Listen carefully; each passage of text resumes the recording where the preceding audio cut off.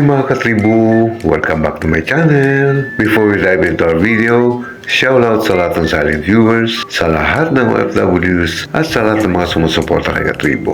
Thank you so much for all the love and support. To all the newbies in this channel, kindly give me at least 2 days before I can get back to you. And if you happen to pass by my channel, please consider subscribing and hit that notification bell so you won't miss my upcoming videos. So stay tuned and enjoy watching! So, ayan po, naglalakad-lakad na naman si Katribo papunta sa Talipapa para bumili ng lulutuing ulam ngayong araw. Mula po nung lumipat sa malapit sa kanilang trabaho yung aking tatong anak, hindi na po kami nag-i-stock ng ulam sa ref. Bumibili lang kami daily ng lulutuin. Wow, may santol. Bibili tayo to. Masarap gawing gulay ito. So, bilhin rin tayo ng chicken at iba pang pangailangan. CV, importante yan sa gulay. And then, babalikan ko yung nadaanan ko kanina. Magandang klaseng kalandiuling.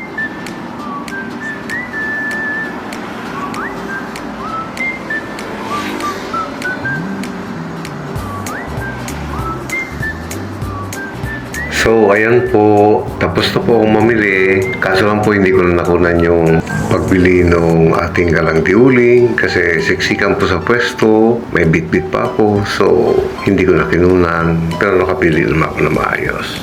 Alam nyo, mga katribo, sa totoo lang, nahihiya akong kumuha ng video sa public places. Kaya kung napapansin nyo, kung saan-saan nakapaling yung camera. Kasi nahiya talaga ako. Kaya pasensya na po kayo ha. Pero nung time na active pa akong stuntman sa pelikula, hindi naman ako ganyan. Siguro dahil yung takot ako pagalitan, siguro ng director. Kaya baka pala mukha ako pag shooting talaga actual. Kaya once na bumalik yung aking confidence, ang unang-unang kukulan ko yung mukha ko.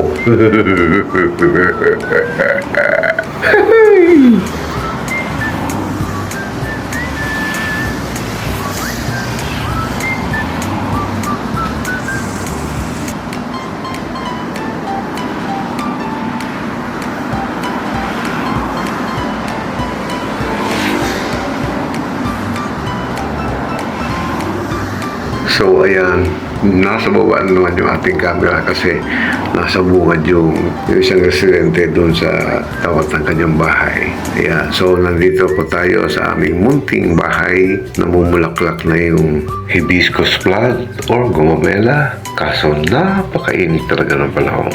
Kaya minsan makikita mong nangungulunto yung mga dahon ng mga halaman.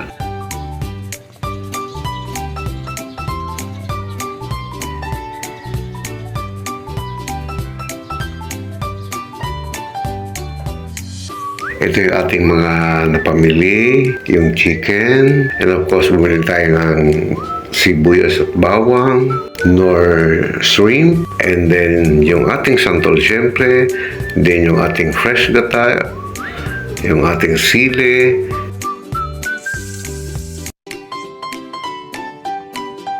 $328 lang po. Sulit kasi bakal.